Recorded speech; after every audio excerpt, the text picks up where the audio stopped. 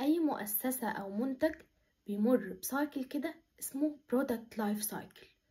يا ربنا هيبارك لك وتحافظ على الجروس بتاعك لحد ما توصل للماتيوريتي وتفضل محافظ عليه، يا هتتزحلق وتقع في الديكلاين. طب ايه هما المراحل دول؟ اول حاجة البري انترودكشن. البري انترودكشن معناها ان انا لسه منزلتش السوق. بعد كده بعمل انترودكشن، بقدم المنتج بتاعي.